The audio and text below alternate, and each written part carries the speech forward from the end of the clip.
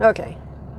So it's really green and pretty, and this is kind of a nice spot. I'm staying at a Motel 6, and it looks like it's been redone. It was the only place I could find that I could actually get into last night. And I came in here with 1 minute to spare on my drive clock. That was it. I was out of time. I was in dire straits at that point. I'm going to try and get out of this parking lot. It's been tight messing around in here. Fortunately, I don't have anybody in my way, really, any other cars to worry about at the moment. So I've got to kind of do this in a convoluted sort of way because there's curbs everywhere, and of course I got 2 trailers back here that I have to not curb because they're little bitty trailers. You don't want to drag them over a curb, you'll break them. All right, so far so good.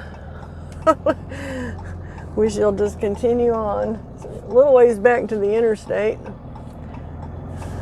Yeah, it was a little nerve-wracking getting in here last night because I was running out of time and I didn't know if I was going to make it or not. But, so what I ended up doing is I just quit looking at my clock and I just got it in here as carefully as I could. And when I stopped in the parking lot, I had 1 minute left.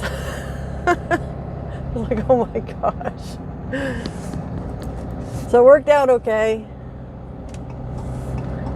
It did work out okay.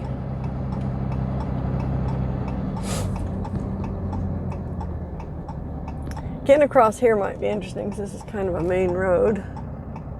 It looks like. Lots of traffic. Might have to sit here a while. So I got traffic from the right now. I got nothing coming from the left. I still got traffic from the right. And still. Now I got traffic coming from the left, and I've got no traffic from the right. Figures. Okay. No traffic from the right. I might be able to get across out here. Okay. Good. We got her. We got it under control, kind of, sort of, I guess. As much as possible.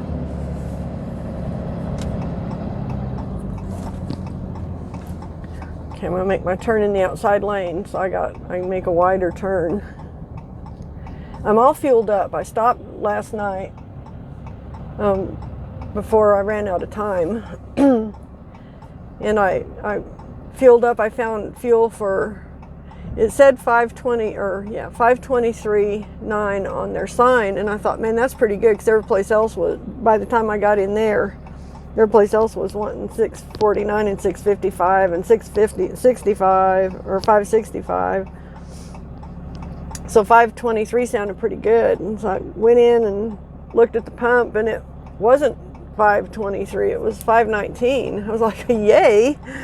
So I filled it up. So right now I've got 140 gallons of fuel on the truck. I've got 242 miles to go to my delivery, which means I'll have plenty of fuel left on the truck when I leave there. And then I'll go over to the other side of Pennsylvania and pick up my next load. So it's about 3 hours from where I drop off to where I pick up. And somewhere in between, I'll stop off at a grocery store and grab a couple groceries.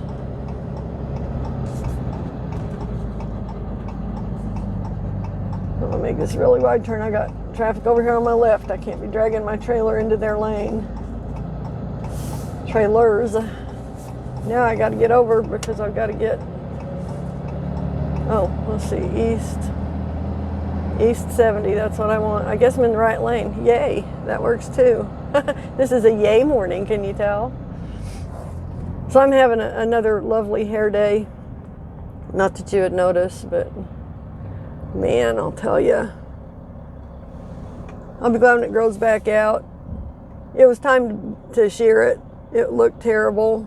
This doesn't look as bad, I don't think. I mean, it's not great. It's not a great haircut. I guess I could go have somebody touch it up and even it out and stuff. Probably wouldn't hurt. But I really don't care. I mean, it'll grow.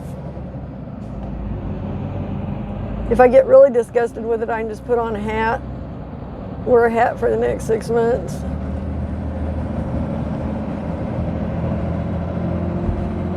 But that's probably not true because I used to like wearing hats. I don't really like wearing them anymore. It's different wearing a hat in a cool, dry climate than it is in a hot, humid climate, I think is what the deal is. Okay, East 70, that's what we want. So I'm going to go over, I still have to get through the rest of Ohio, which there isn't much of it. These Midwestern states are pretty skinny. They're not like Colorado or Oklahoma that go on for, 400 or 500 miles. They're 100 miles and then 120 miles, 140 miles. I think Ohio's probably the fattest one. And it's not that wide either.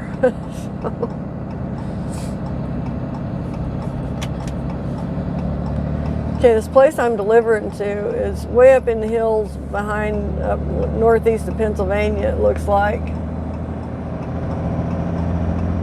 Behind Pittsburgh, northeast of Pittsburgh.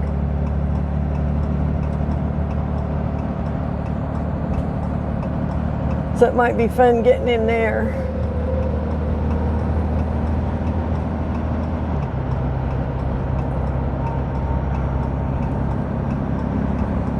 I always look at this stuff on Google Earth, and it looks twisty-turny getting up in there.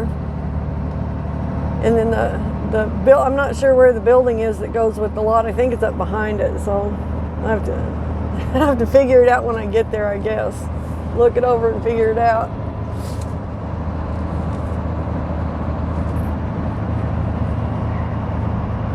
So I ran the numbers, and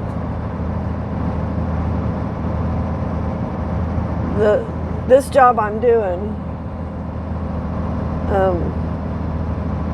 will pay for all of the expenses for the whole round trip, which is the whole idea of having this extra job. That means that I didn't just pay out of my pocket to get the one load. So I'll make some profit on this plus all the profit on the next job, because this paid enough to cover everything, which is really great. Means next week's going to be a good pay week. Last week was a no pay week because I took the week off before that.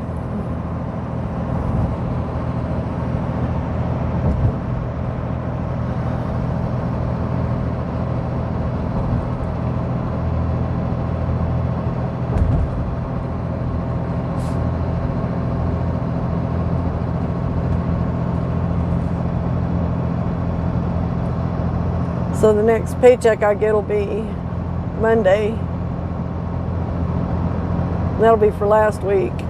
This pay thing always confuses me. It's a week behind, basically. I always get tangled up on it. I used to freak out, and I'd call the lady who does our books, and I'd be like, I didn't get paid for that job. And she'd be like, you're not supposed to get paid for that till next week. I'd be like, oh no. I'm sorry.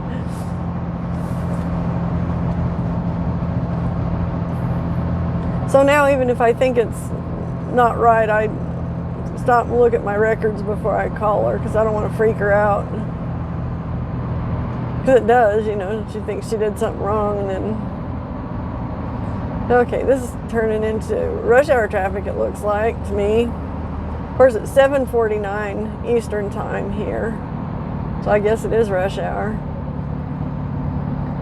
That's all right. We'll just get through it as best we can.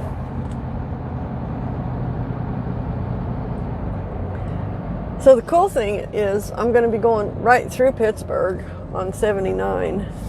So I'll be able to film Pittsburgh, which Pittsburgh's kind of a neat city. I lived there for a little while.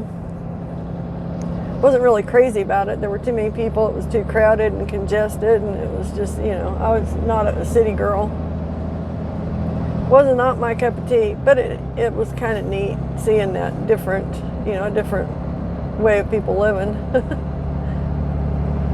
Not my particular favorite or my choice that I would make, but I learned a little bit from it. I actually lived there long enough to have 2 different jobs right in Pittsburgh. The first one was working in a concrete testing lab. I'm not even sure why they gave me that job. It was kind of funny. Okay, I got to get over in this right lane a little bit. Come on, people. Let me get over. Oh, these people aren't going to let me get over now. Nice. Thank you. Appreciate you. Somebody nice finally did. A couple of assholes didn't.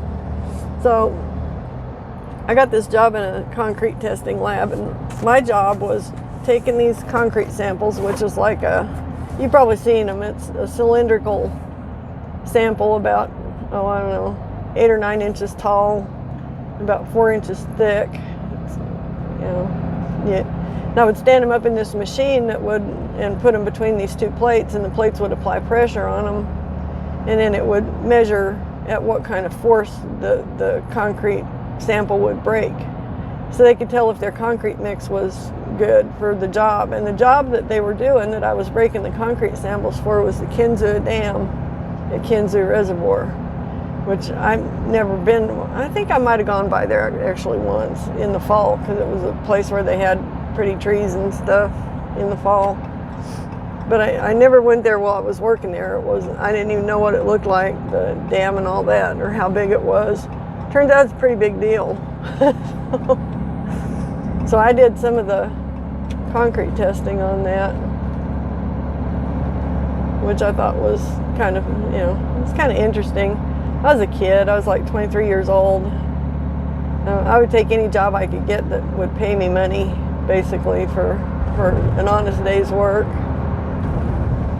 As long as it was reputable. I didn't care if it was like dirty work. I would just do it. And that was pretty dirty, pretty dusty. Then the other job I had in Pittsburgh was working at a restaurant. It was called the Naples Restaurant. And oh man, that place was so good. They were Italian straight from Naples, Italy. And I was really skinny at the time. I was like 120 pounds soaking wet. 6 feet tall and 120 pounds, so I was pretty thin. They put me to work behind the bar. I had bartending jobs before, so they put me to work behind the bar, and I tended bar there I probably worked there for a couple months. I didn't work there real long. But every night when I would get ready to go home, they'd bring me in this care package of food. They were like, "You need to fatten up. You're so skinny."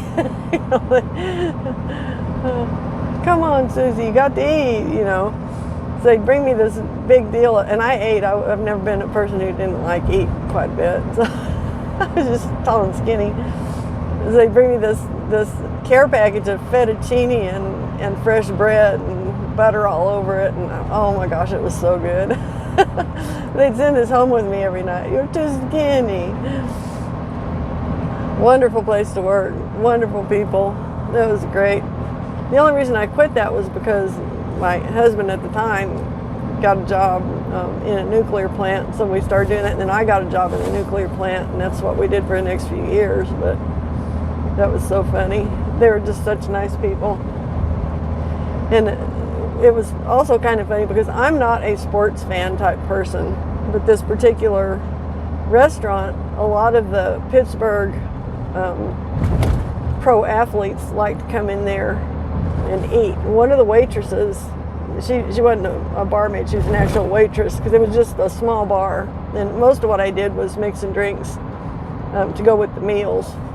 But there was a very small bar area, and sometimes they'd come in and sit down, and it would be different athletes from pro athletes from Pittsburgh's different teams. But one of the waitresses there was dating one of the guys on the hockey team. I forget what his name was, but I kind of knew who he was just because he was fairly famous, but I don't know. I think a couple of the coaches came in or something. I didn't know who they were. I had no idea. And the football guys would come in and the hockey guys would come in. But like I said, I wasn't there very long, and I didn't know any of the teams or anybody like that, so I couldn't even drop any names. I just thought it was kind of funny. You know, here's this, skinny little Colorado girl mixing drinks for these rich Pittsburgh athletes. Go figure. It's funny.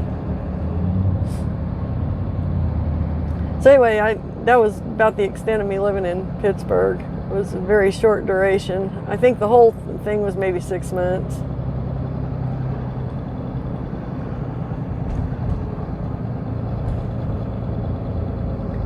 So I actually rode the streetcar one time. That was it. I went downtown on it just to see what it was like, and that was enough. It was okay. I mean, it was just boring. I thought it would be kind of like cute and charming, you know, like riding a streetcar in San Francisco or whatever. It wasn't. It was just, it's like being on a bus, you know.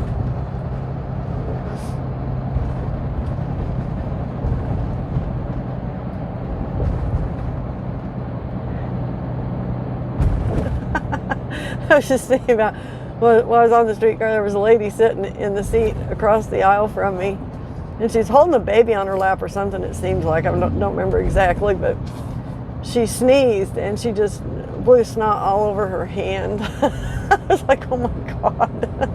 And I think I had a Kleenex. I think I held out a Kleenex for her. Like, ooh, you poor thing. Yeah, that was pretty bad, pretty graphic. I felt bad for her though, because you know something like that would happen when you're in public. And she probably felt bad enough, you know, just having had a baby or whatever, and then have that happen too. She was probably like, oh.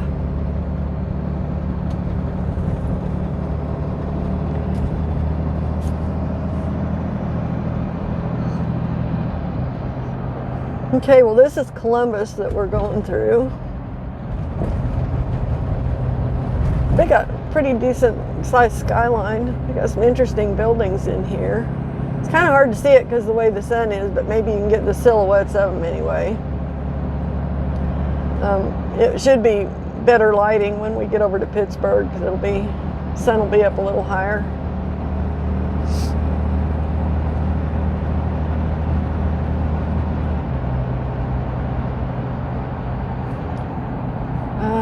Let's see, I need to get over again. Keep having to go from one lane to another, and people don't want to let me go very much here. I get it. 70. Is this 70 also, or is this just 71? I guess it might be 70 also. I don't think they would choke it down to one lane, would they? Since this is I-70. I think so. I think I'm good.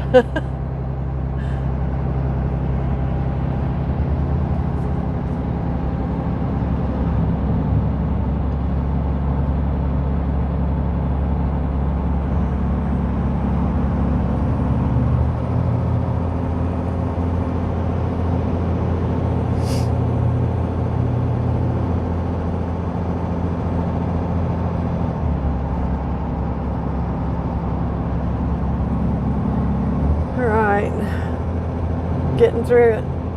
That should be the worst of the traffic, I would think. We're on the heading out of town side of Columbus now. So this Motel 6, I was kind of actually impressed by it, because the last one I had stayed at was really ratty. So this one had been recently redone. It'd seen better days. I mean, you could tell it was a redo. But they did have it fixed up pretty decent. It was clean.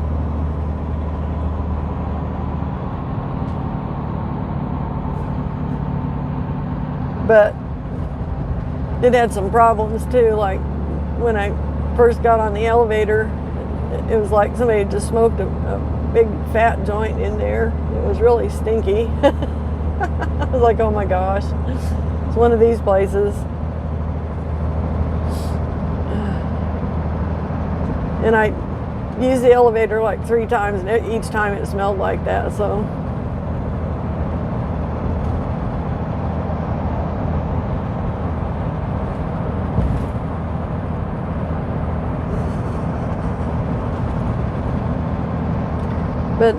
It didn't have, I mean, obviously it's a Motel 6. They're a stripped down version of a motel anyway, so it didn't have a coffee maker. So the reason I use the elevator 3 times instead of 2, because usually it would just be going up to the room and leaving the room. I had to go down and get my coffee maker out of the truck. I didn't haul it up there with me last night.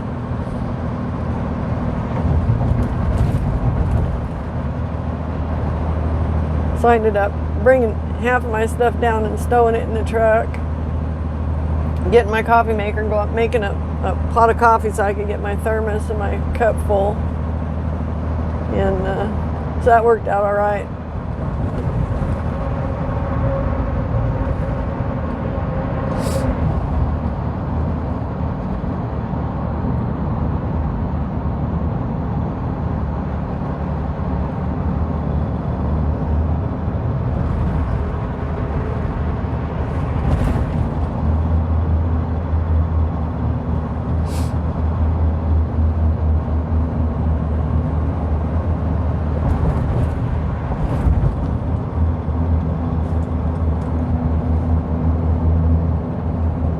East 33 Lancaster. Interesting. Must be Lancaster, Ohio. I'm going to be going over to Lancaster, PA later today once I get these little doubles delivered. So yesterday was pretty uneventful. I had a hard time making any videos yesterday because every time I get going I'd get stuck in a construction zone, which doesn't make for very good video. sitting in stop and go traffic and looking at the back of a semi. It's not exactly what you'd expect, you know, running down the road. So I'm going to try and make up for it today by doing at least 2 or 3 individual towns. Like we just did Columbus, and I'll do Pittsburgh later, and then whatever else I run into interesting over in Pennsylvania.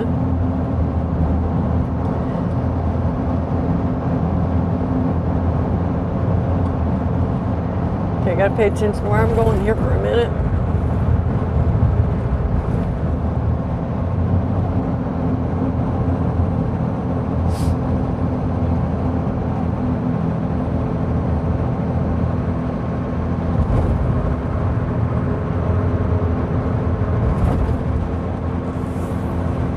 I think we're good. We're pretty much out of Columbus. We're in like the far eastern suburbs.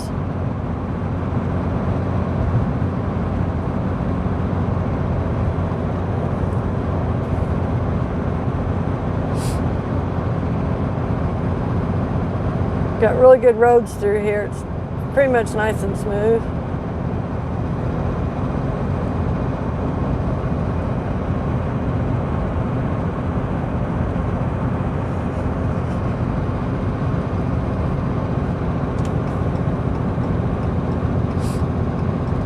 So last night Bill looked up the Pennsylvania DOT website to see if there was any restriction on pulling doubles. And evidently there's not on the books anyway. He sent me a link for it, for their rule book or whatever it is, their laws. There are restrictions on the lengths of the trailers you can double up on. And I thought maybe it was this guy in Oklahoma had said you'll get in trouble for pulling them through Pennsylvania, which I've heard that stuff before. It's usually not true. It's usually a myth. Perpetuated by somebody who tried to pull through there and got caught, but they didn't have the proper whatever licensing or whatever to do it.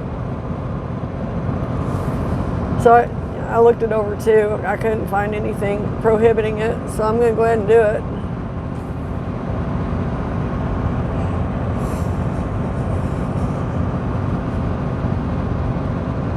I mean, worst case scenario, if I get a DOT guy who doesn't want me to be pulling doubles through there for whatever reason, I'm sure they'll point me to a detention lot to drop one of the trailers, where I would have to unhitch from that and then take the other trailer and go deliver it and then come back and get the second one.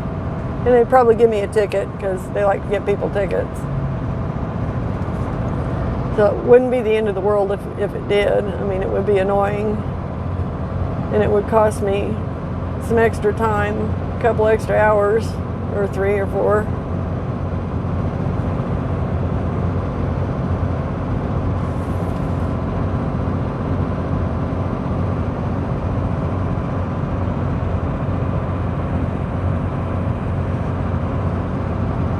But I'd probably get over it eventually, I guess. So I couldn't find any prohibition against it, so I'm going to go ahead and haul them in, which I was going to do anyway because I didn't believe there was to begin with. Where I think these rumors come from, it's from guys who are operating with a 3/4 ton pickup with a pickup bed on it, which is not considered the same as a truck for DOT purposes. My truck is registered and recognized as a truck. A pickup truck is a pickup truck. It's a personal vehicle. This is a commercial motor vehicle. My truck is. It's licensed, insured, all that. Registered in all the states. I'm registered in every state as a commercial vehicle. So I should not have any issues at all whatsoever. I thought there might be something to do with the difference between a truck and a tractor. Now, a truck has a truck bed on it, and a tractor has no bed on it. It has, like, you know, the fifth wheel or gooseneck hitch over the axle, but there's no truck bed on the back of it. You just have maybe fenders over your wheels or whatever. So that's the difference between a truck and a tractor as far as the DOT is concerned. But even that, there was no prohibition. It was talking about doubles pulled by either a truck or tractor. So, and it's under the combination vehicles section of the rules.